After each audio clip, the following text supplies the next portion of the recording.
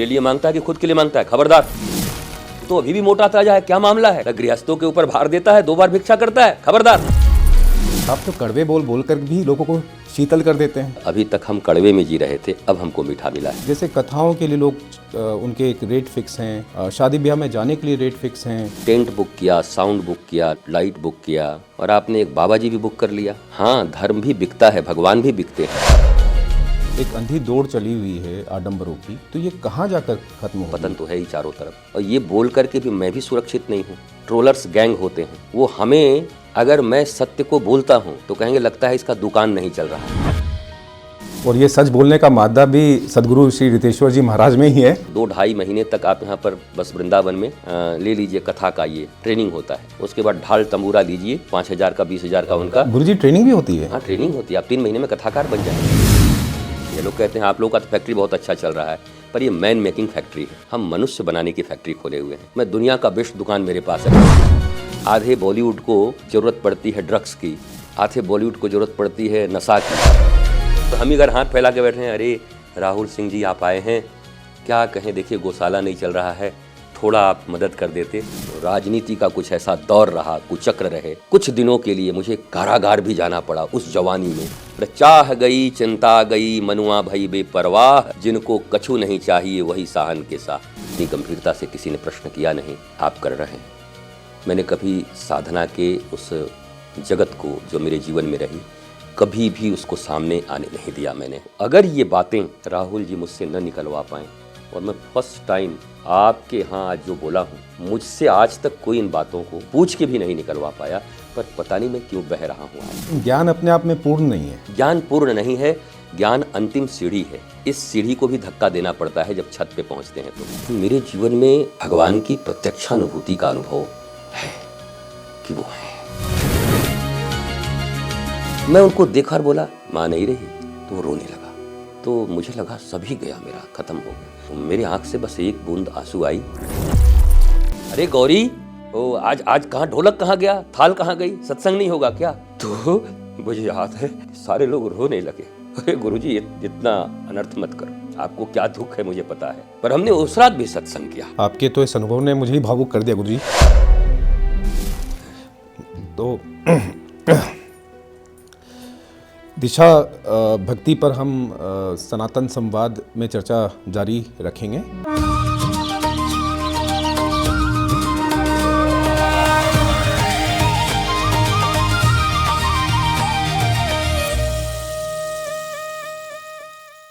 नमस्कार, मैं हूं राहुल सिंह। दिशा भक्ति की इस विशेष प्रस्तुति सनातन संवाद में आप सभी का स्वागत है। दिशा भक्ति जहां पर धर्म, अध्यात्म, आस्था की रोशनी में जीवन को नई दिशा मिलती है, और एक ऐसे गुरु जो अपने कड़वे बोल से लाखों करोड़ों युवाओं को सही दिशा देते हैं, सदगुरु श्री रितेश्वर जी महाराज हमारे साथ आज सत्संग के लिए मौजूद हैं सनातन संवाद में। गुरु जी स्वागत है आपका। ओम। गुरु जी, कबीर जी कहते हैं कि ऐसी वाणी बोलिए मन का आपा खोए, औरन को शीतल करे आपहु शीतल होए। और आप तो कड़वे बोल बोलकर भी लोगों को शीतल कर देते हैं।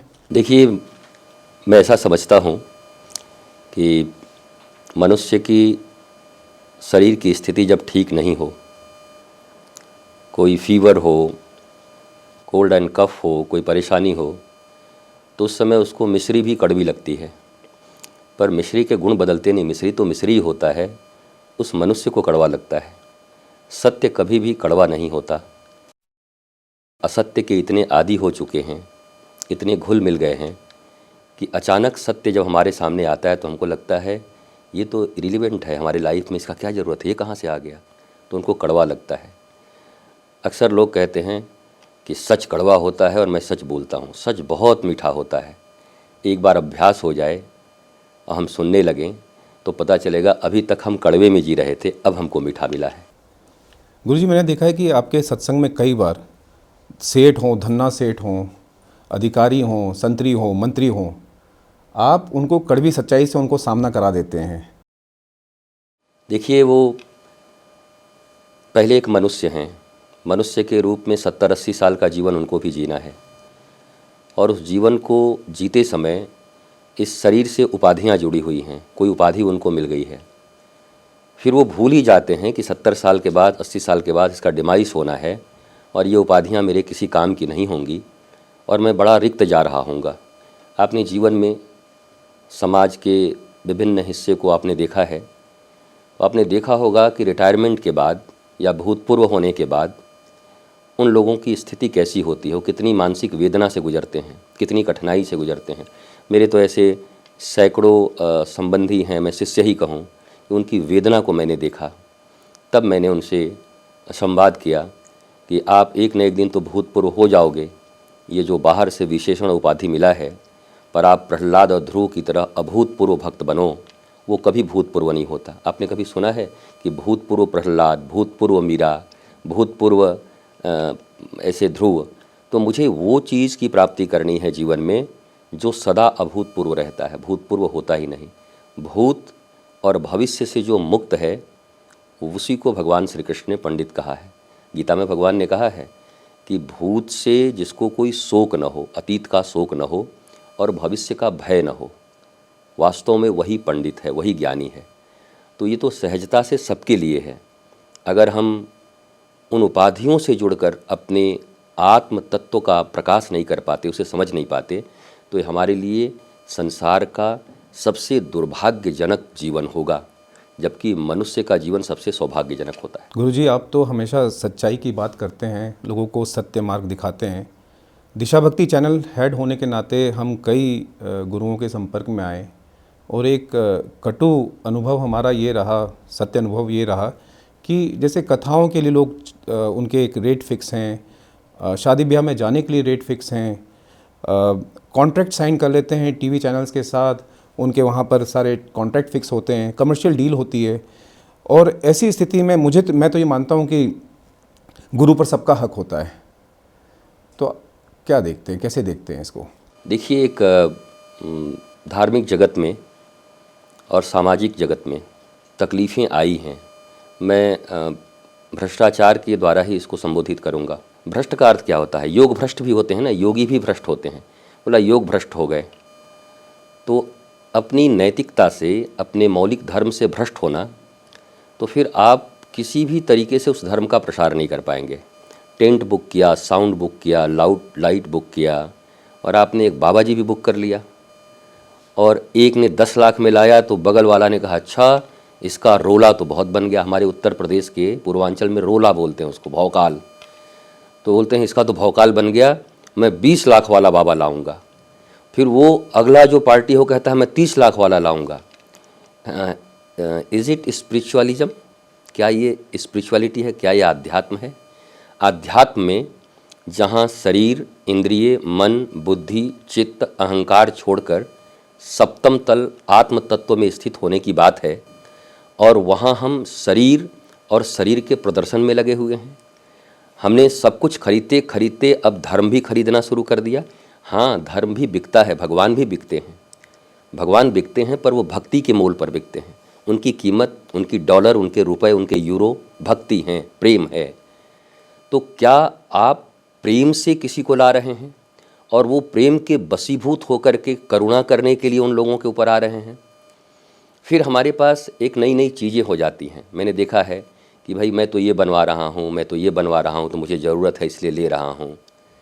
पर मुझे लगता है आप सहजता से मनुष्य के भीतर में पहले चेतना प्रकट करिए, उनको इन चीज़ों से ऊपर उठाकर विवेक शक्ति का जागरण सत्संग के द्वारा होता है।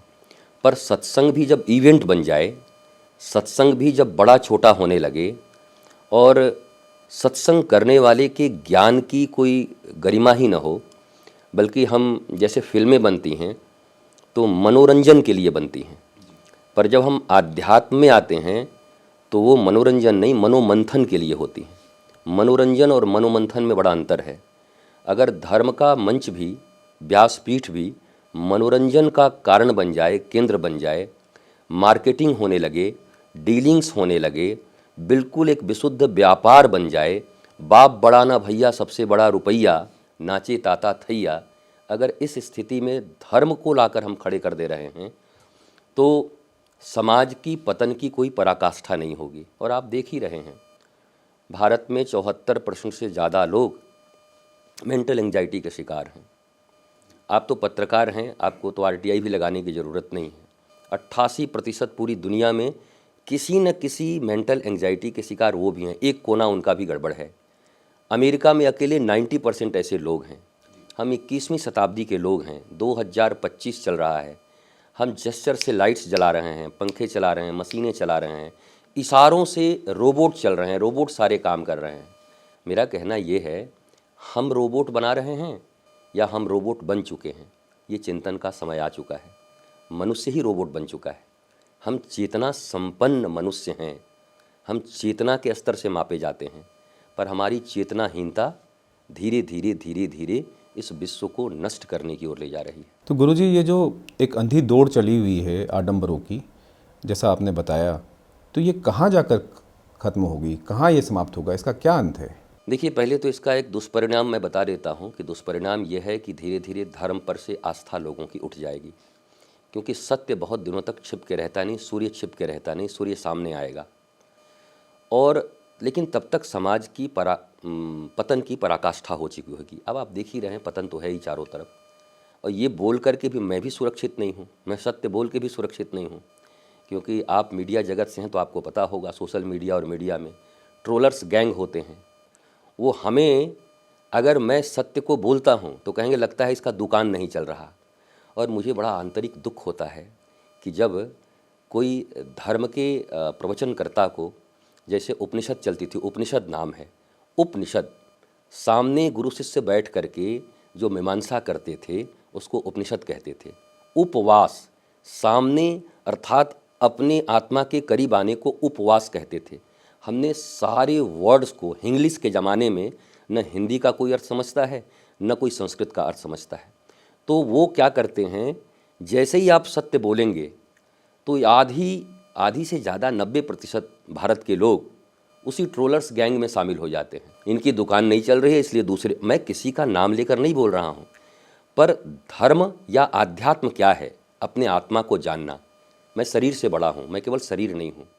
मन मुझे विचलित करता है, मैं मन हूँ ही नहीं, मन मेरा है, मन मेरे अंडर में चलना चाहिए, मैं मन के अंडर में चल रहा हूँ। और यही सारी समस्याओं का जड़ है, आपके दुख का भी कारण है। आपके दुख का अंत तभी हो सकता है जब आप आत्मज्ञानी हो जाएंगे, सेल्फ रियलाइज्ड पर्सनालिटी। और इसी के लिए आध्यात्म बना हुआ है। पर आध्यात्म जगत को भी बिल्कुल व्यापारियों की तरह, फिल्मी दुनिया की तरह, और ये जो कलाकार आप बोलते हैं, कलाकार तो भगवान भी हैं, 64 कलाओं से युक्त हैं श्री कृष्ण, तो कला तो उनके भीतर भी है। पर ये कलाकार कौन हैं जो स्वयं डिप्रेशन में रहते हैं? आधे बॉलीवुड को ज़रूरत पड़ती है ड्रग्स की, आधे बॉलीवुड को ज़रूरत पड़ती है नशा की। तो मुझे लगता है विकलांगता या दिव्यांगता, आपके पाँव नहीं है तो आपको बैसाखी की ज़रूरत पड़ती है। तो इसकी ज़रूरत किसको पड़ती होगी? जो स्वयं के चेतना से, विवेक से, आध्यात्म से और समझ से आनंदित नहीं रह सकता है। वरना हम सच्चिदानंद के संतान हैं, आनंद के संतान हैं। ईश्वर अंश जीव अविनाशी, चेतन अमल सहज सुख राशि। अलग से हमें सुख लाने की जरूरत नहीं थी, सहजता से हमें सुख प्राप्त था। पर वो सुख गया कहाँ, कहाँ लुप्त हो गया? उसी को ढूंढने की कला का नाम आध्यात्म है। और धर्म वो विधि है। धर्म के 10 अंग होते हैं, लक्षण होते हैं। पर धर्म का आज अर्थ क्या है? धर्म की परिभाषा आप किसी से पूछिए। कर्मकांड ही धर्म है क्या? वो धर्म के 10 लक्षण हैं। पर धर्म का सत्य परिभाषा जब तक लोगों के सामने नहीं आता, तब तक ये धार्मिक आडंबरों के कारण भारत का पतन होता रहेगा। और भारत का पतन जो विश्वगुरु का भी रहा है, दुनिया का भी पतन है। मानवता सुखी नहीं रह पाएगी। लेकिन जिस तरह से आप सही दिशा दिखाने का काम कर रहे हैं, आपने कहा कि ट्रोलर्स भी आपको परेशान करते हैं, आपके बारे में कुछ गलत भी बोलते हैं, तो तब आपको कैसा लगता है? नहीं, मुझे बस उनकी चेतना पर करुणा आती है। मैं, क्योंकि मेरा धर्म जगत में मेरे गुरु का दिया एक सिद्धांत है, मैंने जितना समझा कि be active, don't be reactive. हम रिएक्शन के लिए इस जगत में नहीं आए हैं, हम एक्शन के लिए आए हैं। तो मैं अपने कर्म तो अपनी प्रज्ञा के बोध के अनुसार करता रहता हूँ। बस ये देखकर करुणा उत्पन्न होती है कि इस सत्य को उन्हें समझना चाहिए, स्वीकार करके दुखों से मुक्ति होनी चाहिए। पर वो नहीं करते। जब महापुरुष, या मैं खुद को महापुरुष नहीं कहता, जब कभी भी महापुरुष पृथ्वी पर आए हैं तो वर्तमान समय में उनका एक्सेप्टेंस बहुत जल्दी तो हुआ नहीं है। आपने देखा श्री कृष्ण के ज़माने में ही 4 हाथ लगा करके पौंड्रक खड़ा हो गया था, बोला श्री वासुदेव श्री कृष्ण मैं हूँ, आओ मेरे पास। श्री कृष्ण को ही चैलेंज कर दिया था कि 7 दिन के अंदर आकर के समर्पण करो, नहीं तो मैं युद्ध करूँगा। हालांकि भगवान वो स्वयं थे, भगवान ने कहा 7 दिन का समय क्या है, मैं ही आ रहा हूँ तेरे पास, क्योंकि तेरा ज़्यादा ही अत्याचार बढ़ गया है। मुझे लगता है आज सोशल मीडिया के ज़माने में बातें सब कुछ व्यापार के ऊपर निर्भर है। आपके पास 2-5 करोड़ रुपए हैं, 5 करोड़ रुपए आप इन्वेस्ट करिए, 10-20 लोगों को थोड़ा यूट्यूब पर सुन लीजिए, आपकी अपनी पर्सनल अनुभूति कुछ नहीं है। और मैं तो कहता हूँ 2-2.5 महीने तक आप यहाँ पर बस वृंदावन में ले लीजिए, कथा का ये ट्रेनिंग होता है। उसके बाद ढाल तंबूरा लीजिए, 5,000 का 20,000 का उनका। गुरुजी ट्रेनिंग भी होती है? हाँ, ट्रेनिंग होती है। आप 3 महीने में कथाकार बन जाएंगे, वेल ट्रेंड कथाकार। और आप ऐसी कथा करेंगे कि आपको भागवत के 18,000 श्लोकों में से 18 श्लोक याद करा दिए जाएंगे, और 18 श्लोक बोल करके आप कहेंगे कि यद्यपि इस श्लोक का वर्णन तो 6 महीने तक हो सकता है, पर समयाभाव के कारण मैं इतना ही करके आगे बढ़ता हूँ। और किसी दिन अगर कोई बढ़िया पैसे वाला आदमी मिल जाए और कहे कि बाबा अब तुम इसी का 6 महीना करो, मैं सुनना चाहता हूँ, मैं पैसा लगाता हूँ, तो बाबा भाग खड़े होंगे, क्योंकि उनको कुछ पता ही नहीं है, वो बस ये कहना समझते हैं। मुझे लगता है ये देश की या धर्म की स्थिति अच्छी नहीं है, धर्म की मर्यादा टूट रही है, और इसके लिए सत्य बोलने से गुरेज या परहेज नहीं करना चाहिए, क्योंकि मृत्यु तो इस शरीर को आनी ही है। वो 52 साल का मैं हो गया हूँ, वो हो सकता है कल आ जाए, 62 साल में आ जाए, 72 में आ जाए। तो ये जो जीवन बचा है, और मैं तो आरंभ से ही 17 साल की उम्र से ही धर्म जगत में या जिस जगत में रहा, मैं क्रांतिकारी जैसा ही रहा हूँ कि क्रांति के बाद ही शांति आती है। तो बोलने से गुरेज नहीं करूँगा। लोग दुकान कहें, मकान कहें, यद्यपि अगर उसको दुकान कहते हैं तो मैं उनको ये भी कभी कभी समझाता हूँ कि एक व्यक्ति के द्वारा जो बेस्ट दुकान हो सकता है, मैं दुनिया का बेस्ट दुकान मेरे पास है। अगर आप इसको दुकान कहते हैं तो मेरे पास आज किसी चीज़ की कमी नहीं है। मेरे पास आश्रम है, मेरे पास गाड़ियाँ हैं, कपड़े हैं, लोग हैं। जब जितनी जिनकी सेवा करना चाहूँ मैं कर सकता हूँ। आप देखते हैं रोज़ हजारों साधुओं की सेवा करते समय मेरे हाथ कँपते हैं, मुझे आनंद आता है कि प्रभु कैसे आप ये सब करवा रहे हो। तो वो तो मैं कर ही रहा हूँ। तो ऐसा तो नहीं कि अब मेरे कभी पट्टे आपने देखे नहीं कभी चलते हुए, न मैं बहुत ज़्यादा टीवी पर आता हूँ। अब मैं न्यूज़ चैनलों पर आता था राष्ट्र को एक नई दिशा देने के लिए। कभी बुद्धिस्ट बैठे रहते थे, इस्लामिक स्कॉलर बैठा करते थे, पर मुझे याद है जब तक मैं रहा 3 साल तक नेशनल मीडिया पर भारत के, कोई भी इस्लामिक स्कॉलर हो, बुद्धिस्ट हो, उन्होंने सदा यही कहा कि सदगुरु अगर ये बात कह रहे हैं तो ये विचारणीय प्रश्न है, मैं विरोध नहीं करूँगा। तो कहीं ना कहीं सत्य को स्वीकार करने की शक्ति तो मनुष्य मात्र के भीतर होती है। सत्य बोलने वाले डर जाते हैं कि दुकान चलेगा कि नहीं चलेगा। मुझे कोई डर है नहीं, क्योंकि मैं जहाँ हूँ बहुत आनंदित हूँ। वृक्ष के नीचे भी रहूँगा तब भी इतना आनंदित रहूँगा, यहाँ भी हूँ तब भी आनंदित रहूँगा। मैंने कई आश्रम छोड़े हुए हैं, आश्रम मतलब आश्रम बनाया, छोड़ा, कई नगर में रहे, छोड़ा, तो उनसे मेरा कोई आसक्ति नहीं। आज मैंने 2, 4, 5, 10 कथाएँ भी की हैं जीवन में, शायद 15 कथाएँ की होंगी। आज भी जहाँ जहाँ कथा हुई है आपको वो नाम मिल जाएंगे, आप वहाँ जाएंगे तो बोलेंगे ऐसा मतवाला बाबा है कि जो कुछ चढ़ा, ये कपड़े, ये फलाना, मैं 7 साल से रखा हुआ हूँ कि ये मेरे ऊपर बोझ है, ले जाए, पर वो ले ही नहीं जाता है। हमने कहा आप बांट दो वहाँ पर, आप वहाँ की सेवा में लगा दो, मेरी वो ज़रूरत है नहीं कि मैं उसको ट्रांसपोर्टेशन के द्वारा यहाँ तक ले आऊँ। तो इतनी बेफिक्री, चाह गई चिंता गई मनुआ भई बेपरवाह, जिनको कछु नहीं चाहिए वही साहन के साह। ऐसा तो होना चाहिए। बिल्कुल गुरुजी, और ये सच बोलने का मादा भी सदगुरु श्री रितेश्वर जी महाराज में ही है। और गुरुजी अभी तो आप मतलब देश विदेश हर जगह आपका नाम है, काफ़ी विख्यात हैं आप, लेकिन आध्यात्मिक यात्रा जब आपकी शुरू हुई तो कब और कैसे शुरू हुई है? देखिए, मेरे जितने भी संस्कार हैं वो मेरी माँ के दिए हुए हैं। माँ रिचुअल्स को बहुत फॉलो करती। वो एक माध्यमिक प्राइमरी ये विद्यालय में शिक्षिका रहीं। बहुत जीवन के अंतिम क्षणों में 4-5 साल के लिए उन्होंने शिक्षिका का उनका मन हुआ, उन्होंने ये किया, बीएड करके क्या उन्होंने किया। और बचपन से उन्होंने मुझे संस्कार दिए, एक एक चीज़ का संस्कार, प्रकृति क्या है, चींटी को भी नुकसान तुम्हें नहीं पहुंचाना है। और मैं माँ को इतना प्रेम करता था कि उनके संस्कारों का गहरा असर मेरे ऊपर होता था। पिता विज्ञान के प्रोफेसर रहे, जीव विज्ञान के। तो एक तरफ विज्ञान था, एक तरफ आध्यात्म था मेरी माँ की तरफ।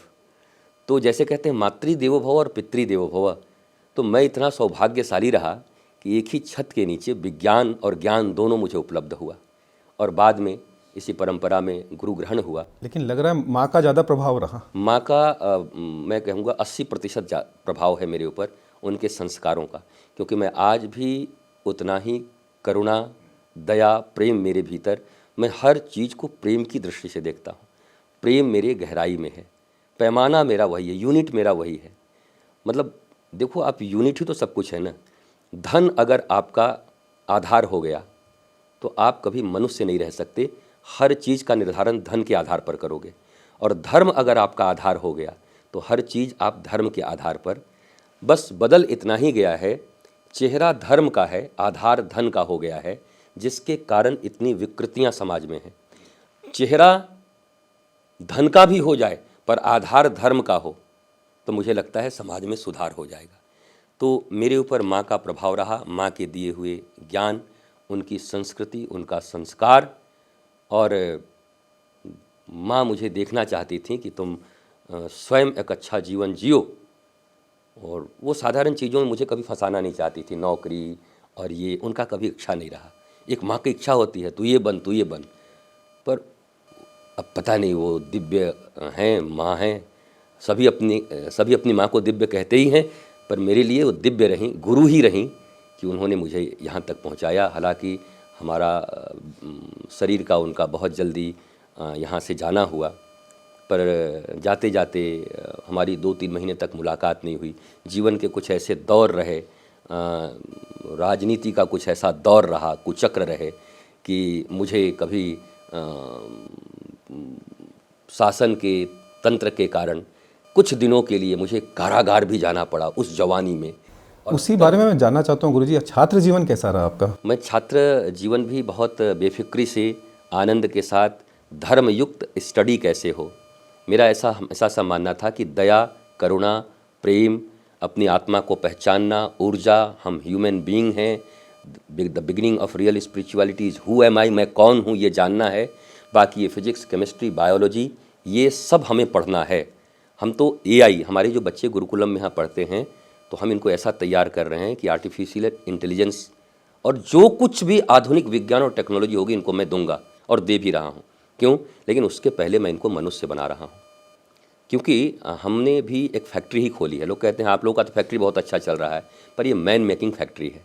हम मनुष्य बनाने की फैक्ट्री खोले हुए हैं, क्योंकि मनुष्यता बची नहीं है, उसकी ये फैक्ट्री है।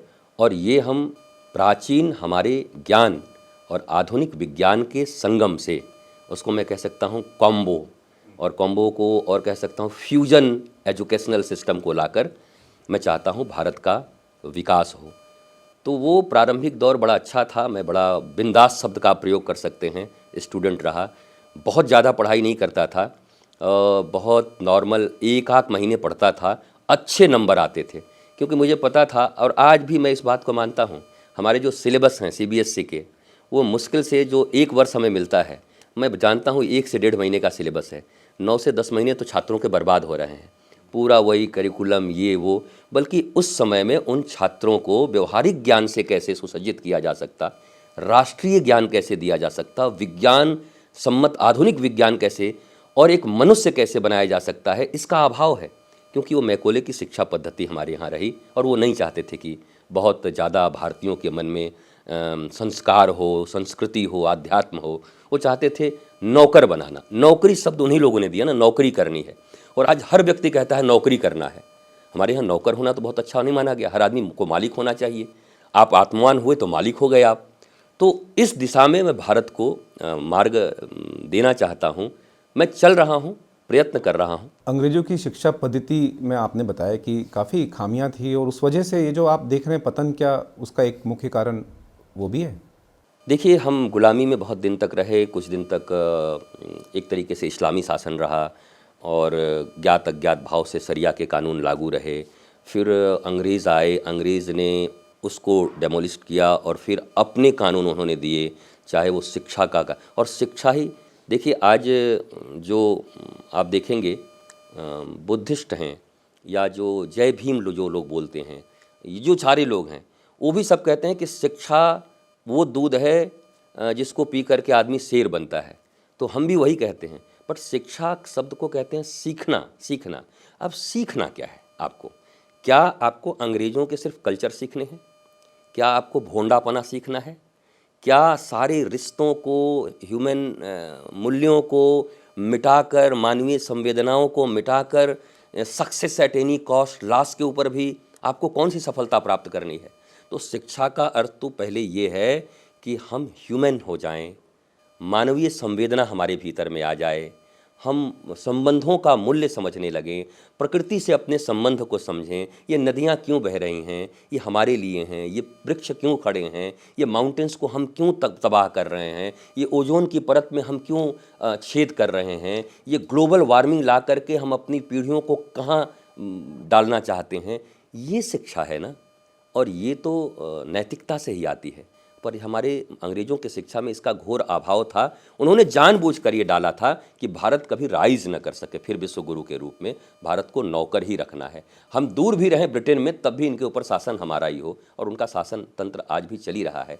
अब प्रधानमंत्री जी ने कहा है, और मुझे विश्वास है कि मैकोले की शिक्षा पद्धति हटते, मैकोले की जो अच्छी चीज़ें हैं, इंग्लिश। अब किसी ने एक दिन देखा कि लिखा कि मैकोले से तुम जलते हो, मैकोले ने इंग्लिश सिखाया। हमने कहा हम इंग्लिश से क्यों जलेंगे, हम तो चाहते हो तुम फ्रेंच भी सीखो, तुम रशियन भी सीखो, तुम भारत की जितनी भाषाएं हैं, तुम्हारे पास समय है तो सब सीखो। लेकिन उनका जो पद्धति था हमें गुलाम बनाने का, उस पद्धति को हमें ब्रेक करना है। इंग्लिश से हमें थोड़ी कोई तकलीफ है, इंग्लिश एक भाषा है, सीख लेंगे। गुरुजी, आपने अभी बातचीत में कहा कि राजनीति का कुछ ऐसा कुचक्र चला कि आपको जेल भी जाना पड़ा, क्या दौर था वो?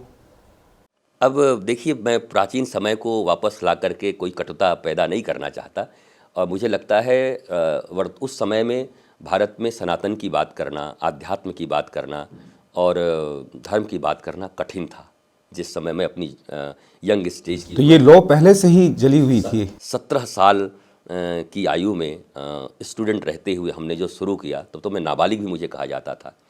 और उस समय शासन तंत्र को हमेशा परेशानी रहती है। देखिए, सत्ता का अपना एक धर्म होता है, सत्ता के आड़े जो आएगा उसको तो शहीद कर दिया जाएगा, क्योंकि सत्ता के आड़े नहीं आना चाहिए।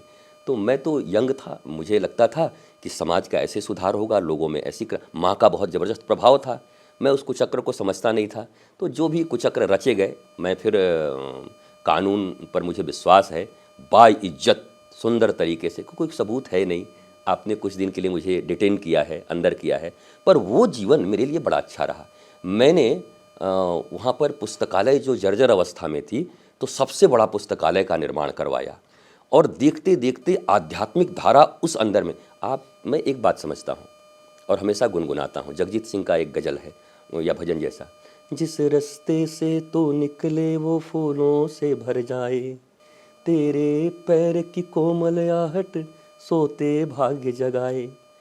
आप मुझे समाज के बड़े वर्ग से हटा करके 1200-1300 लोगों के बीच रख दिए, पर मेरी खुशबू थोड़ी मिट जाएगी। मेरे भीतर दुर्गंध होता तो दुर्गंध बाहर भी फैलता, दुर्गंध अंदर भी फैलता। देखते देखते उन 1200 लोगों के बीच, मैंने कभी आज तक खुलकर कभी मीडिया में ये बात नहीं किया, आज पहली बार मैं आपकी सदाशयता, और मैं समझता हूँ कि किसी यूथ के जीवन में, जवानों के जीवन में कभी ऐसा समय आए तो उस जीवन का कैसा सदुपयोग करना चाहिए कि ईश्वर ने हमें क्या अवसर दिया है। मेरे मन में विक्षोभ तो था कि मैं देश के लिए काम कर रहा हूँ, धर्म के लिए काम कर रहा हूँ, मेरे साथ ये व्यवहार निर्दोष के साथ। पर मैंने कहा ये तो हो गया, अब क्या अतीत में ही सोचता रहेगा, अतीत तो हो गया जो होना था, अभी वर्तमान आपके पास है, बनाओ इसका निर्माण करो। मैंने उस परिक्षेत्र को धार्मिक परिक्षेत्र बना दिया। आप समझ सकते हो, एक 22 साल के नौजवान, 18 साल से 22 साल का दौरान, कोई छोटा दौर नहीं था वो, पुस्तकालय बनाना, और इतना अध्ययन किया मैंने, इतना अध्ययन किया कि शायद मुझे लगता है, तब मुझे लगा परमात्मा ने इन ग्रंथों के अध्ययन के लिए, कि ज़्यादा इतनी दूर में तू रहेगा, पता पूरा बिहार घूमेगा, पूरा यूपी घूमेगा, पूरा हरियाणा घूमेगा, दिल्ली घूमेगा, भारत घूमेगा, इससे बढ़िया है कि तू भी एक क्षेत्र में रह करके अध्ययन कर। मैंने गहराई से अध्ययन किया। तो एक दिन बड़ा एक मार्मिक प्रसंग हुआ, जब वहाँ के जेलर और सुपरिटेंडेंट आए और उन्होंने कहा कि महाराज जी ये बताओ कि आपने ऐसा क्या किया कि जहाँ पर केवल चोरी, डकैती और हत्या के प्लान बना करते थे, क्योंकि हमारे जासूस तो हर जगह हैं अंदर में। वो असरानी वाली बात याद आती है, शोले वाली की, जेल के कोने कोने में हमारे जासूस हरिराम नाई फैले हुए हैं। पर यहाँ का वातावरण, लोग सत्संग कर रहे हैं, लोग हरे राम हरे कृष्ण कर रहे हैं, लोगों की चेतना का विकास कर रहे हो आप। संध्या के समय थाली जो उनको मिलते है, उस थाली पे ढोलक बजा करके वो राम धुन गा रहे हैं। ये क्या किया आपने? आपकी उम्र अभी इतनी है। तो मैंने कहा मुझे तो कुछ पता नहीं, पर मुझे लगता है मनुष्य के शरीर और कद काठी से कुछ नहीं होता, उनके भीतर में जो चेतना का स्तर होता है, ऊर्जा, वो ऊर्जा ही प्रकाशमान और प्रवाहमान होती है। तो ऊर्जा अगर है आपके भीतर, चेतना अगर है, तो आप कहीं चले जाओ। हनुमान जी लंका में जाकर के बिगड़ गए क्या? लोग कहते हैं ना गलत संगति में जाके बिगड़ मत जाना। तो इतने राक्षसों के बीच जाके कहाँ बिगड़े? तो राम नाम का झंडा ही आपका, अगर आत्मज्ञान हो गया, आप परिपक्व हो गए, आपकी दिशा निश्चित हो गई, आपने अपने आप को पहचान लिया, तो चंदन विष व्यापत नहीं, लिपटे रहे भुजंग। भुजंग लिपटा रहे तो चंदन में विष नहीं आता है। तो लेकिन वो इस चीज़ के आए बिना, और अगर आप कुसंग में हैं तो आप बर्बाद हो जाएंगे। इसलिए मैं यूथ को बोलता हूँ कुसंग मत करना, मित्र मत बनाना ऐसे वैसे लोगों को, बर्बाद हो जाओगे। उस स्टेज के बाद जो एक स्टेज आता है, हमारे यहाँ एक फिरोजाबाद जगह है, लाह की चूड़ियाँ बनती हैं, लाह की। तो लाह और रंग जब एक में मिल जाता है तो अब कोई केमिस्ट्री नहीं है, केमिकल चीज़ नहीं है जो दोनों को अलग कर सके, एक बार अगर वो मिल गया तो अगर आप उस स्टेज में पहुंच गए, मेरी माँ तो मेरी गुरु स्वरूपा रहीं, उन्होंने मुझे पहुंचा दिया वहाँ तक। मेरे ऊपर किसी भी दुसंग का प्रभाव नहीं पड़ा, बल्कि सुसंग की बयार वहाँ बह पड़ी। और ये अंतिम बात मैं आपको कहता हूँ इस संदर्भ में, 1200 लोग थे, 1100 लोगों ने दीक्षा ले लिया। 1100 लोगों ने? 1100, और सब बाहर भी चले गए। और आज देश के विभिन्न कोने में इतना सुंदर जीवन जीते हैं, उनके माता पिता, घर परिवार सब कहते हैं। भीतर जाके तो लोग बिगड़ते हैं, पर ऐसा निर्माण किसी का हो सकता है? मैं भी सोचता हूँ। अभी लोग मुझसे कहते हैं कभी कभी कि आप कहीं जाएंगे क्या? मतलब वो काम मैं कर चुका हूँ 17 साल की आयु में, अब बाकी लोगों को जाने दो, भीतर मुझे जाने की ज़रूरत नहीं। आपने तो कई डिग्रियां ली हैं गुरुजी, माँ सरस्वती की असीम कृपा रही आप पर। तो मुझे लगता है कि ऐसा भाव मनुष्य के मन में होता है। जैसे सामने जो आज ये मैकोले के विद्यार्थी बैठे हुए हैं, आप अगर 5वीं क्लास पास हों तो बोलेंगे ये अनपढ़ गंवार हमको सिखाने आ गया है, बाबा बन गया। तो पहले तो ये कि आप जो अभी वर्तमान एजुकेशनल सिस्टम है उसमें बढ़िया डिग्री लेकर के और बढ़िया पढ़ाई करके, इसलिए मैं कई बार कहता हूँ बच्चों को कि भाई तुम्हें जियोलॉजी पढ़ना है तो मैं पढ़ा देता हूँ, तुमको केमिस्ट्री पढ़नी है तो मैं पढ़ा देता हूँ, जो बैचलर के छात्र हैं। दूसरी तरफ धन की मुझे कभी आवश्यकता है नहीं कि मैं आपके सामने ऐसा करूँगा आप अरबपति होगे, बहुत अच्छी बात है। तो दो ही अहंकार मनुष्य को होते हैं, एक पढ़ाई की, मेरे पास इतनी डिग्री है, और डिग्री वाले लोग तो कभी मुस्कुराते भी नहीं, मैंने देखा है। जो जितने बड़े पद पर है तो आप देखेंगे मुस्कुराने की बात ऐसे करते हैं, मैं खुल के मुस्कुरा भी नहीं, ठठा के हंसिए भाई, मुस्कुराइए, 70 साल का जीवन मिला है और आप इतना वो मैनर्स एंड एटिकेट्स जो बना दिया अंग्रेज़ों ने, उसमें हम फंस गए, हमारी सहजता चली गई।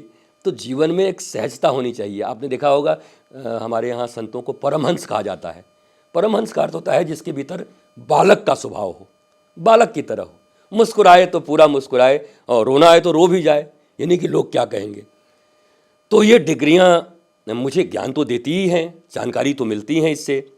दूसरा ये है कि लोगों के ऊपर ये बात रहता है कि अनपढ़ आदमी नहीं है।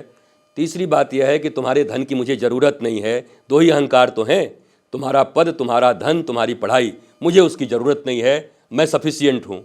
अब उसके ऊपर तुम्हें कुछ चाहिए तो हमसे मित्रता करो। आप जानना चाहते हैं कि आप कौन हैं, आप दुखी क्यों हैं, तब लोग कनेक्ट होते हैं, बोला हाँ आपसे मुझे सीखना है। नहीं तो पहले तो हम ही अगर हाथ फैला के बैठे हैं, अरे राहुल सिंह जी आप आए हैं, क्या कहें, देखिए गौशाला नहीं चल रहा है, थोड़ा आप मदद कर देते, और हम ही भीख मांगेंगे तो हम आपको क्या कहेंगे। कभी देखिए भिक्षुक भिखारी में अंतर होता है और ज्ञानदाता में अंतर होता है। 20-20 साल तक, 25-25 साल तक, 12 साल तक हमारे यहाँ ऋषि ज्ञान दिया करते थे, चाहे आरुणी हो चाहे उपमन्यु हो। और जाते समय आपको पता है गुरुदक्षिणा क्या हुआ करती थी?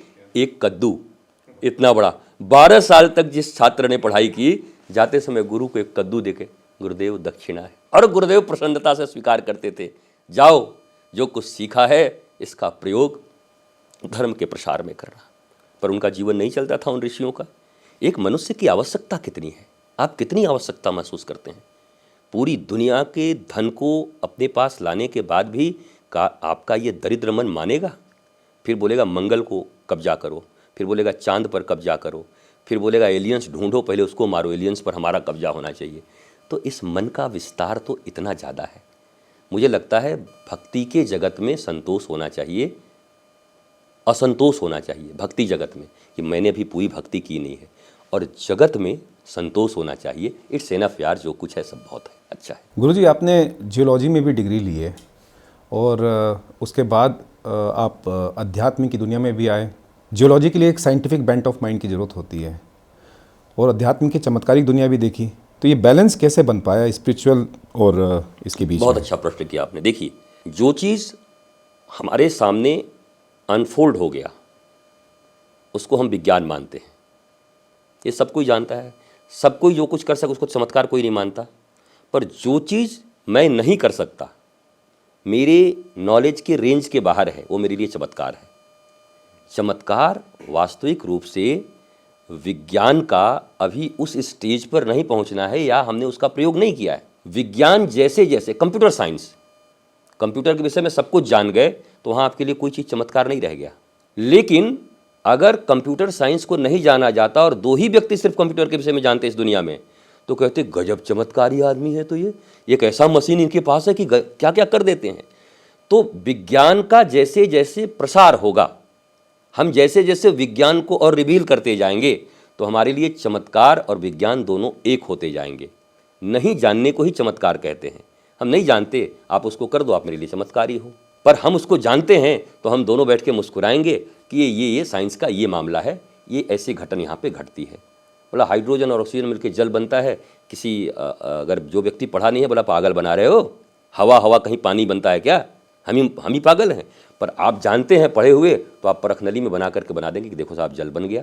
तो मुझे नहीं लगता, लेकिन जो धर्म के नाम पर भोले भाले लोगों को केवल चमत्कार दिखा करके और उन चमत्कारों के भरोसे अकर्मण्य बना करके उनको बिठा करके लाखों करोड़ों लोगों को केवल अपना ही उल्लू सीधा करना चाहते हैं, मेरा विरोध उनसे है कि वो भी पढ़ें पहले, अगर नहीं पढ़ें तो उनको भी विज्ञान पढ़ने की ज़रूरत है, और वो बताएं जनता को कि ये चमत्कार इस विज्ञान के कारण ऐसे होता है। विज्ञान आध्यात्म है, ज्ञान आध्यात्म है, सब एक ही है, हमने अलग अलग कर रखा है।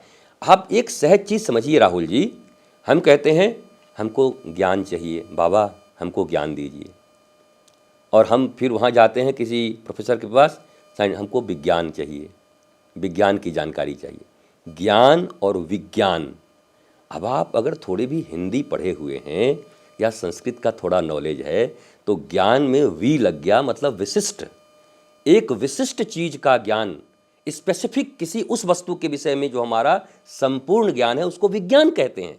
और ज्ञान शब्द जब आता है तो पूरे ब्रह्मांड के लिए होता है, पूरे ब्रह्मांड, होल यूनिवर्स का ज्ञान। तो ज्ञान और विज्ञान में इतना ही अंतर है, और ज्ञान और विज्ञान को हमने 180 डिग्री कर दिया है ऐसे करके कि ये तो केवल ज्ञान की बात करते हैं, बाबा लोग हैं, और ये विज्ञान की बात करते हैं, साइंस की बात करते हैं। दोनों एक है भाई, एक ही धारा है, एक ही धारा है, एक ही ज्ञान विज्ञान। शब्द भी तो देखो, अर्थ भी तो किसी बैठ करके किसी हिंदी के बहुत बड़े ज्ञाता से पूछो कि आप दोनों को डिफाइन कर दीजिए, एक एक अक्षर को डिफाइन कर दीजिए, संधि विच्छेद कर दीजिए दोनों का। तो चूंकि हिंदी का प्रसार अच्छे से नहीं हुआ भारत में और संस्कृत का, अंग्रेजों के प्रसार के कारण हम अपने ही शब्दों का अर्थ नहीं जानते। अब ज्ञान और विज्ञान को, धर्म अलग विज्ञान अलग, और कई आपने सुना होगा कई धर्म जो गुरु लोग हैं वो कहते हैं कि विज्ञान की अभी इतनी शक्ति नहीं कि आध्यात्म को समझ पाए। अरे बाबा जी आप ऐसे मत बोलो, वो जो करोड़ों लोग विज्ञान पढ़ रहे हैं, विज्ञान अपनी दिशा से बढ़ रहा है। गॉड पार्टिकल्स को उन्होंने स्वीकार किया। अब धीरे धीरे धीरे हम कह रहे हैं क्वांटम फिजिक्स, ये वो सब तो भरा पड़ा है आपके यहाँ पर। और हम ये भी, हमारे भीतर ये नहीं होना चाहिए कि हम पहले से सब जानते थे, हमारे शास्त्रों में सब था तो भारत में सब इन्वेंशन क्यों नहीं कर लिया आपने, बाहर के लोग क्यों कर रहे हैं। तो इतना हमें रैशनल होना चाहिए, चुनौती स्वीकार करना चाहिए कि हमने विज्ञान को थोड़ा सा अवॉइड किया तो चीज़ें हमें बाहर से आयात करनी पड़ रही हैं, हर चीज़ों को बाहर से मंगाना पड़ रहा है। Made in London, made in America, made in German, नहीं तो सब मेड इन भारत होता, सब हम यहाँ बना रहे होते। तो गुरुजी, जब ये साइंस और स्पिरिचुअलिटी के बीच में आप एक बैलेंस जब आप बनाने के क्रम में थे, तो ऐसा कोई अनुभव जिसने आपको अंदर से झकझोर दिया हो और सीधे आध्यात्मिक मार्ग पे खड़ा कर दिया हो? देखिए, मैं माँ के संस्कारों से बहुत प्रभावित रहा, आध्यात्म की तरफ मेरी खोज रही। आपकी पहली गुरु वही रही? माँ ही गुरु हैं। और मुझे ऐसा लगता है कि वो व्रत इत्यादि बहुत करती, तो मैं हर के पीछे ढूंढने का प्रयास करता। क्योंकि अब एक और चीज़ है, माता और पिता के बीच में, माता और पिता जो दोनों थे, दोनों में नोक-झोंक बहुत होती थी। वो एकदम विज्ञान के, दूसरे बायोलॉजी के मूड में रहते थे हमेशा, और ये रिचुअल्स के मूड में रहती थी कि गौर गणेश बनाना है, वो पत्ता लाना है। तो थोड़ा नोक-झोंक होता था। मैं देखता था कि इन दोनों के बीच में अंतर क्या है। तो माँ के दिए हुए ज्ञान से मैं चीज़ों को ढूंढने का प्रयास करता था। ये जो समुद्र में ज्वार भाटा उठ रही है, चंद्रमा मन सो, चंद्रमा को मन से तुलना किया गया कि चंद्रमा मन है। तो ये ऐसा नहीं कि कोई ग्रंथ पढ़ पढ़ के, मेरे मन में आता था ये ऐसा क्यों हो रहा है, ये ऐसा क्यों हो रहा है। तो बहुत सारी चीज़ें ज्ञान और विज्ञान को पढ़ते पढ़ते मैंने मिला कर देखा कि विज्ञान स्पेसिफिक किसी एक चीज़ के विषय में बता रहा है, और उसी को अगर पूरे ब्रॉड तरीके से मुझे जानना है तो मुझे अध्यात्म का ही सहारा लेना पड़ेगा। दुनिया जानने के पहले मुझे खुद को जानना पड़ेगा। और मैं आज फिर कहता हूँ, यूनिट आप हो। हम राम जी को जानना, कृष्ण जी को जानना, शिव जी को जानना, इतने ग्रंथ हैं सनातन धर्म में कि एक तरफ ग्रंथों को रख दिया जाए, एक तरफ पूरे खानदान को रख दिया जाए एक आदमी का, तो ग्रंथ भारी पड़ जाएंगे। पढ़ेंगे कैसे इतना? इतने ग्रंथ हैं सनातन शास्त्र में, कैसे आप पढ़ोगे बताओ? तो समग्रता तो आपके भीतर आएगी नहीं। इसलिए हमारे यहाँ शायद एक चीज़ कहा गया, एक संत, एक पंथ, एक ग्रंथ। जीवन में आपको एक चीज़ चुनना पड़ेगा। नहीं, हम आर्ट्स भी पढ़ेंगे, हम साइंस भी पढ़ेंगे, हम कॉमर्स भी पढ़ेंगे, हम इंजीनियर भी बनेंगे, हम डॉक्टर भी बनेंगे। आयु कितनी है आपकी और उनके कोर्स के समय कितने हैं? आप नहीं कर सकते। आपको चुनना पड़ेगा कि ठीक है, मुझे तो मेडिकल में जाना है, मुझे इंजीनियरिंग करनी है। वैसे ही आपको इस महान ज्ञान के एक विधा को चुनना होगा। आप भक्ति मार्ग से जाना चाहते हैं, आप ज्ञान मार्ग से जाना चाहते हैं, योग मार्ग से जाना चाहते हैं, सबके ज्ञाता तो आप नहीं हो सकते। ये पक्का है कि ये चारों पांचों आठों रास्ते जाते एक ही जगह पर हैं, पहुंचेंगे आप वहीं पर आपको मार्ग एक ही चुनना होगा। इन सब में सबसे कठिन और सबसे सरल मार्ग कौन सा है? मुझे भक्ति मार्ग सहज है, पर मैं अभी आपको एक चीज़ कह सकता हूँ, भक्ति भी वही कर सकता है जो ज्ञानी होगा, अज्ञानी भक्ति भी नहीं कर सकता। आप समझिए इस बात को। जिसे ये ज्ञान हो गया कि इस संसार से बड़ा संसार बनाने वाला है, दुनिया से बड़ा दुनिया बनाने वाला है, मुझे उसको जानना है, ये ज्ञान होगा तभी तो भक्ति की तरफ जाएगा। जब तक उसको दुनिया और दुनिया की वस्तुएं ही बड़ी लगती रहेंगी, तब तक उसकी इंद्रियां इसी में रमण करती रहेंगी, मन इसी में रमण करता रहेगा। तो आदमी कहते हैं ना, भक्त होने के लिए ज्ञान होना जरूरी नहीं है। हमारे यहाँ ब्रज है, तो उद्धव और गोपी का संवाद आपने सुना होगा। उद्धव गोपी संवाद में कहते हैं, उद्धव का ज्ञान का चीथड़ा चीथड़ा उड़ गया यहाँ पर। तो ठीक है, एक भाव बहुत अच्छा है, लेकिन ज्ञान के कभी चीथड़े उड़ते नहीं हैं। ज्ञान तो भगवान श्री कृष्ण कह रहे हैं कि अर्जुन, मुझे इस ब्रह्मांड में अगर अति पवित्र करने वाली कोई एक वस्तु दिखती है तो ज्ञान दिखती है। एक जगह पर उन्होंने कहा है, ज्ञानी भक्त मुझे सहजता से प्राप्त कर लेता है। तो गोपियां भक्त हैं और उद्धव ज्ञानी है, वो यहाँ आते हैं, दोनों में संवाद होता है। आप इसको इस रूप में देखिए, भगवान कृष्ण ने गोपियों को ये एहसास कराने के लिए भेजा कि मैं गया थोड़ी हूँ, मैं तो तुम्हारे पास हूँ, आत्म तत्व में मैं स्थित हूँ तुम्हारे भीतर। और उद्धव जो केवल बृहस्पति का चेला शिष्य, ज्ञान ज्ञानी प्रेम क्या होता है, यासु क्या होता है, संवेदना ही मिट गई थी उद्धव के भीतर में, इतना ज़्यादा ज्ञानी हो गए थे। तो उनको संवेदना सीखने के लिए भेजा कि जाओ गोपियों से प्रेम सीख के आओ। दरअसल दोनों को पूरक बनाया था, ज्ञानी को भक्ति सिखा रहे थे और भक्त को ज्ञान सिखा रहे थे भगवान। उद्धव और गोपियों का मिलन इस रूप में कभी किसी ने व्याख्या नहीं किया है, क्योंकि लोग शायद डरते भी हैं कि वृंदावन में रह करके और तुम उद्धव का पक्ष लोगे और गोपियों को। गोपी प्रेम की ध्वजा हैं और उद्धव ज्ञान का ध्वजा है। ज्ञान और प्रेम का मिलन करवाया भगवान ने। भगवान ज़रूरत नहीं समझते तो मिलाते नहीं दोनों को। अगर आपको संपूर्ण मनुष्य होना है, आनंदित होना है, तो ज्ञान और प्रेम का संगम आपके भीतर होना चाहिए। यद्यपि ये भी कह रहा हूँ अंतिम में, अगर आप प्रेम के मार्ग पर भी चल पड़े तो आप ज्ञानी हो जाएंगे, और ज्ञान के मार्ग पर चल पड़े तो आप प्रेमी हो जाएंगे। कोई भी एक मार्ग अपना लोगे आप हो जाओगे। लेकिन ज्ञान अपने आप में पूर्ण नहीं है। ज्ञान पूर्ण नहीं है, ज्ञान अंतिम सीढ़ी है। इस सीढ़ी को भी धक्का देना पड़ता है जब छत पे पहुंचते हैं तो। चाहे हम 20 सीढ़ी पे के बाद ही छत है, पर सीढ़ी तो सीढ़ी है, पहला है या 20वां हो। 20वें पे भी अटक जाएंगे तो आप छत पे नहीं पहुंच सकते। ज्ञान भी ज्ञानातीत बोलते ना, ज्ञानातीत, ज्ञान को भी पीछे छोड़ना पड़ता है। देखिए अंतिम स्टेज क्या है, त्रिगुणातीत। सत्व, तम और रज 3 गुणों से हम बने हैं, पर जब उस गुणातीत को आपको प्राप्त करना है, बिंदु को सिंधु में मिलना है, तो आपको भी ये तीनों गुण छोड़ने पड़ेंगे। पर वर्तमान समय में हम क्या समझते हैं, क्या तामसिक वृत्ति रखे हुए हो, सात्विक बनो सात्विक बनो, पर सत्व भी छोड़ना पड़ेगा अंत में। ये तो ज्ञान की पराकाष्ठा है। सत्व भी छोड़ेंगे तभी उसमें विलीनता आपकी होगी, मिलन होगा। लेकिन पहले सत्व तक तो पहुंच जाएं। सारी दुनिया तो अभी तमस में ही जल रही है, राजस तक कुछ लोग पहुंच पाए हैं, सत्व का तो अभाव है। तो इसलिए कहते हैं कि भाई सात्विक बनो सात्विक बनो, सात्विक आहार लो, सात्विक ये लो, सात्विक ये लो, पर वो सत्व भी छोड़ना पड़ेगा एक दिन। पराकाष्ठा तो ये है। तो गुरुजी, जब ये सीढ़ियाँ आप चढ़ रहे थे सत्य की ओर, तो तब कभी कोई ऐसा साधना के दौरान कोई ऐसा चमत्कारिक अनुभव आपके जीवन में? देखिए, मैं एक चीज़ तो ये कह सकता हूँ कि जैसे भगवान के दर्शन की बात कहते हैं, अब आप मुझसे कभी इतनी गंभीरता से किसी ने प्रश्न किया नहीं, या मैंने करने नहीं दिया, आप कर रहे हैं।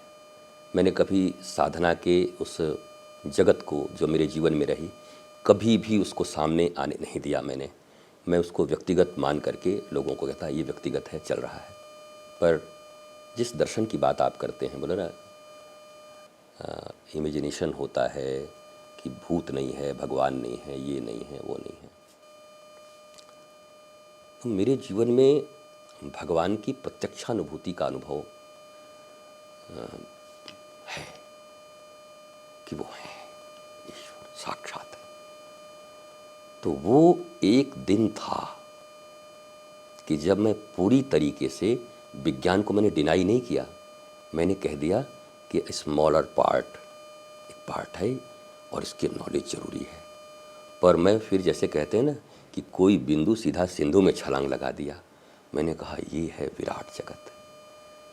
तो अब एग्जैक्टली वो घटना मुझे लगता है कि गुरु का आज्ञा और अपना ये कि अपने उन गुह्यतम क्षणों को कभी प्रकाश में नहीं लाना चाहिए। मतलब भक्ति के लिए भगवान ने गोपियों का गोपायति श्री कृष्ण प्रेम इति गोपी, जो अपने प्रेम को छुपाती थीं उनको गोपी कहते थे, गोपन करती थी।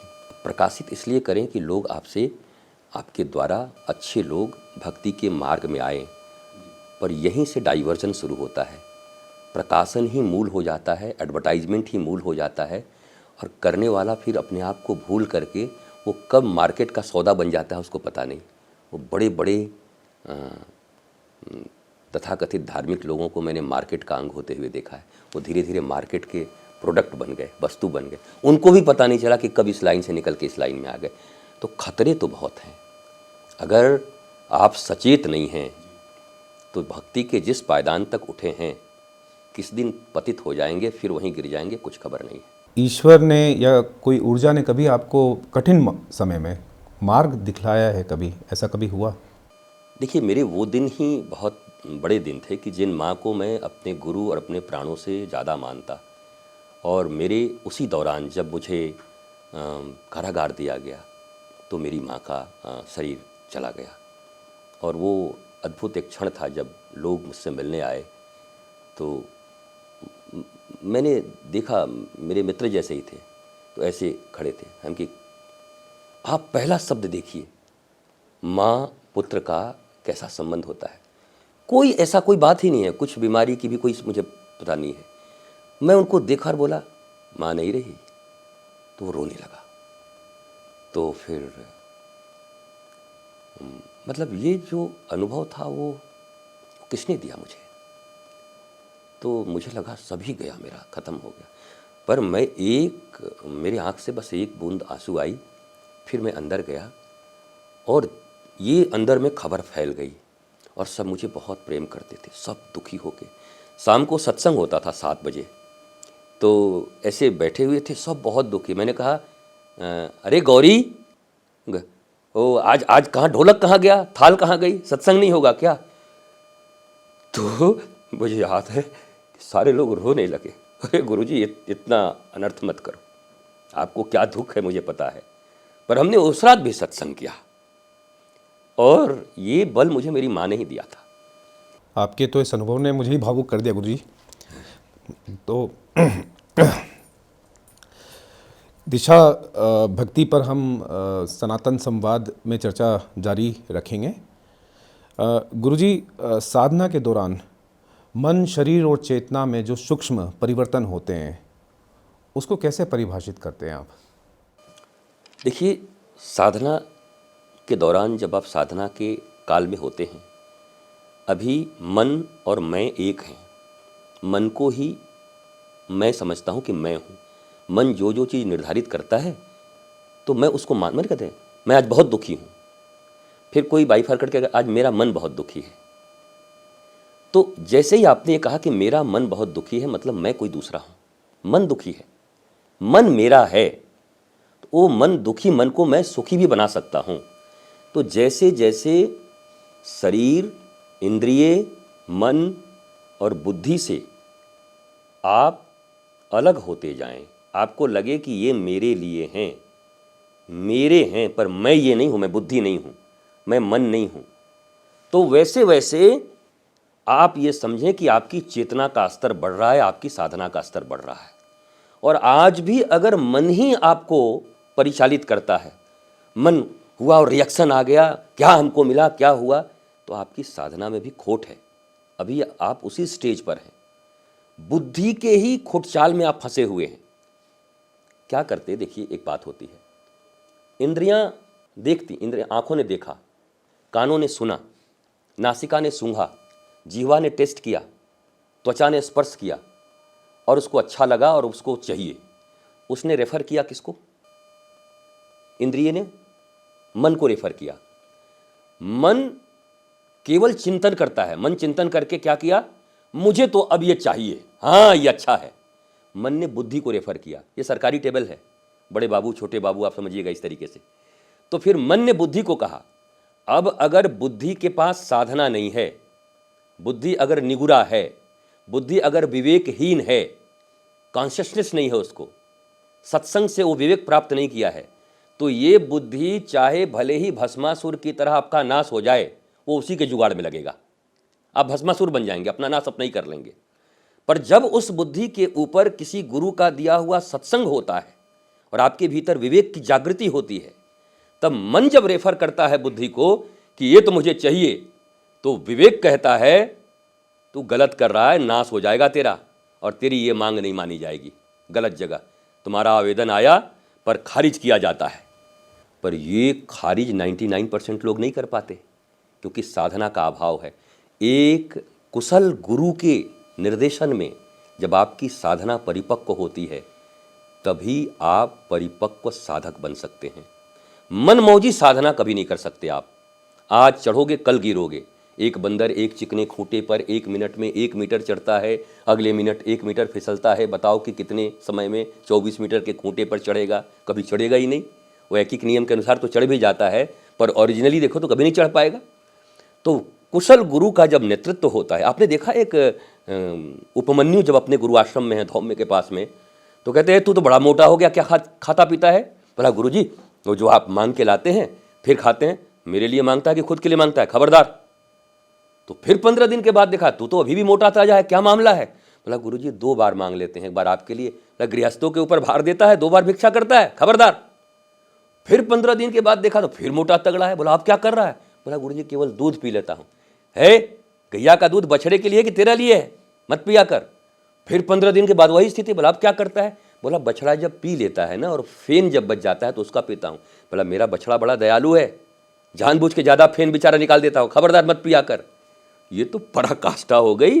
मैं तो कहता हूँ इसका 1% भी आज गुरुकुलम में किसी शिष्य के ऊपर कर दो तो डंडा मार के भाग जाएगा गुरुजी को कि तुम और तुम्हारा गुरुकुलम भाड़ में जाए, मुझे नहीं पढ़ना है। कुछ लोग गुरुजी कहते हैं कर्म किए जा, फल की चिंता मत कर। कोई कहता है कि भाग्य से ज़्यादा नहीं मिलता। कोई कहता है जो मिल रहा है प्रारब्ध है। भ्रम की इस स्थिति में आपका क्या संदेश है? भाग्य का निर्धारण कर्म से हो सकता है। मैं प्रारब्ध पुरुषार्थ पर भारी नहीं पड़ सकता। पुरुषार्थ और प्रार्थना प्रारब्ध पर भारी पड़ता है। अगर सब कुछ प्रारब्धाधीन है तब तो मैं एक इंस्ट्रूमेंट हो गया फिर कि सब कुछ लिखा हुआ है, अब हमको क्या करना है। पुरुषार्थ से उस प्रारब्ध को आप मिटा सकते हैं। एज फॉर एग्जाम्पल, मैं बैठा हूँ, एक निर्दोष आत्मा को, निर्दोष व्यक्ति को, लेकिन मैं प्रारब्ध मानता हूँ, प्रारब्धावश अगर अनेक जन्म होते हैं, क्योंकि आपका अनुभव तो है नहीं, उनका अनुभव तो है नहीं कि अनेक जन्म होते हैं। हमें तो बचपन का 1 वर्ष का बात याद नहीं, पिछले जन्म का बात याद कैसे करूं? अगर होते हैं, हम बिलीव करते हैं कि होता है, तो मेरे प्रारब्ध मुझे इस दुख की घड़ी में गिराए, पर मेरा प्रार्थना, माँ का दिया ज्ञान, गुरु से प्राप्त इंस्ट्रक्शंस और मेरे पुरुषार्थ ने उस प्रारब्ध को छोटा कर दिया और उस दौर को मैं अपने जीवन का सबसे सुनहरा दौर बना लिया। जो दौर आपको दंड भोगने के लिए बनाया गया जबरदस्ती, वो दौर आपके लिए सबसे सुनहरा ज्ञान प्राप्ति का समय और हजारों लोगों के बीच ज्ञान वितरित करने का समय आपने बना दिया। तो मैं ये मानता हूँ कि भाग्य के भरोसे हमें नहीं बैठना है, हमें प्रार्थना और पुरुषार्थ से उस प्रारब्ध को मिटा देना है। और प्रारब्ध मिटते हैं क्योंकि आपका वर्तमान जीवन उसको कभी ऊपर नहीं आने देता है तो है वो दुख। आप स्थिति को तो नहीं बदल पाए, मुझे वो कारागार दिया गया, मैं तोड़ के तो नहीं निकला। और आपको जानकर आश्चर्य होगा कि मैंने ये मना कर दिया था कि ये जमानत वगैरह मत लेना। क्यों? बोला जिस दिन भारतीय न्यायालय मुझ निर्दोष को पूर्ण रूप से गवाहों के आधार पर निर्दोष मानकर छोड़ेगा तभी मैं समाज में वापस आऊँगा। और वही हुआ। मैं जमानत लेके भी निकल सकता था, नहीं निकला कि ये शक्ति मुझे मेरी माँ ने दी है कि सत्य के लिए ऐसे खड़ा रहना सदा, और उस समय का वर्तमान का प्रयोग करते रहना, अफसोस मत करते रहना किसी चीज को। अफसोस को अफसोस करने दो कि मैं इसके पास क्यों आया हूं, तो अफसोस ही अफसोस करता है मेरे पास आकर। मैं डरता नहीं हूं, मेरे साथ कभी कोई अघटन घटना हो जाए मैं सब चीज़ के लिए तैयार रहता हूँ। क्या हो सकता है इससे? इस शरीर का डिमाइस होना है एक दिन। मृत्यु से बुरा और क्या हो सकता है? जितना कुछ मैंने सीखा बनाया वो सब समाप्त हो जाना है। मैं दुनिया के लिए समाप्त, दुनिया मेरे लिए समाप्त। उससे बुरा और क्या हो सकता है?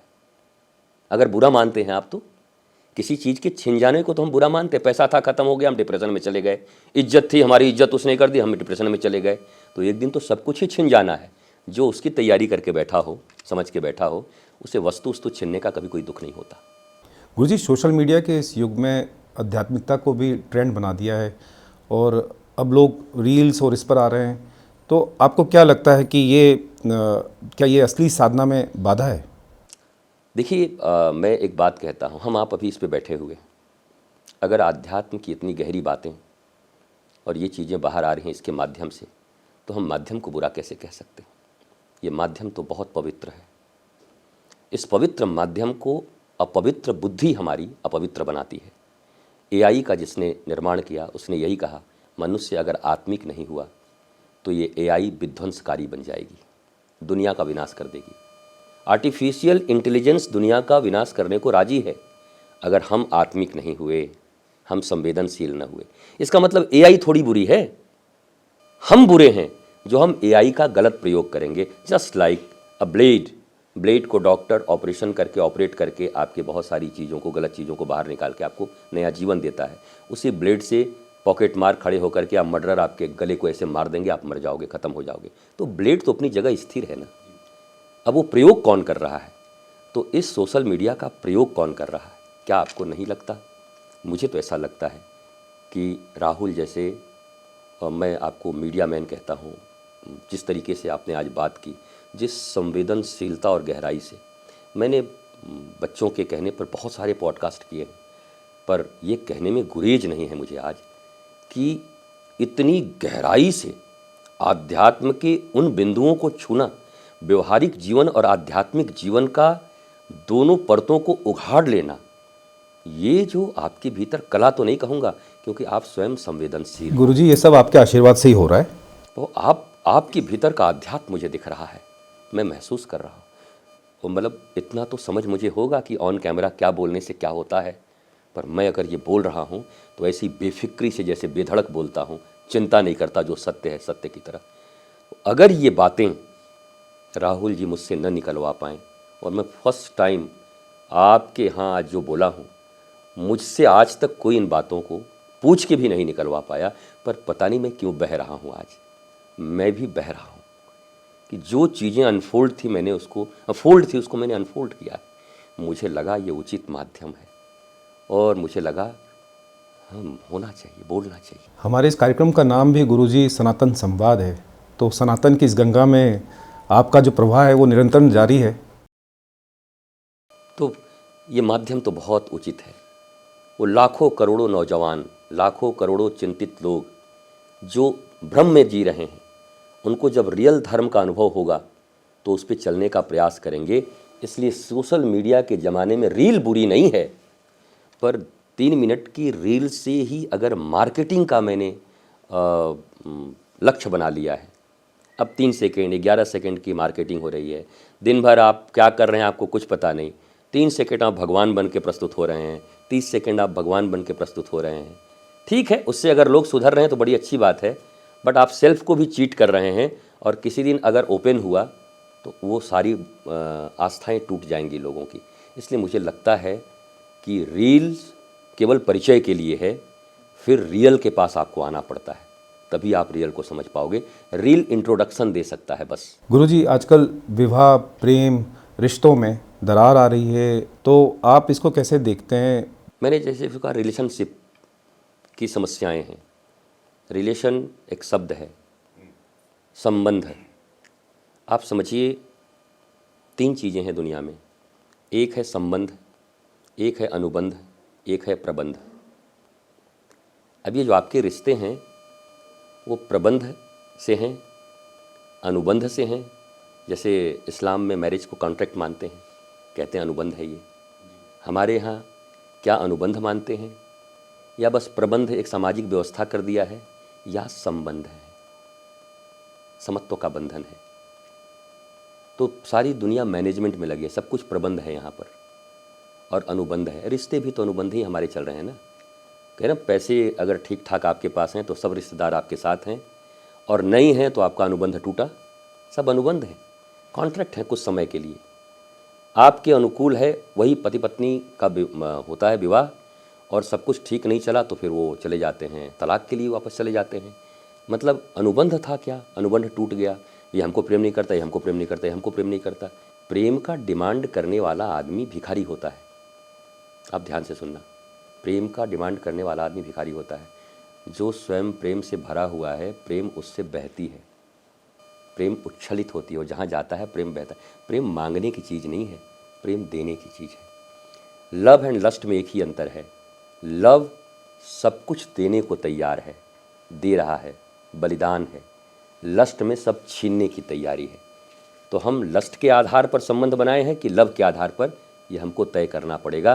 केवल चमड़े देखकर, कपड़े देखकर, उनके पोजीशन देख करके, उनके पैसे देख करके जो कुछ बनाए गए हैं, वहाँ कभी भी संबंध स्थायी नहीं हो सकते।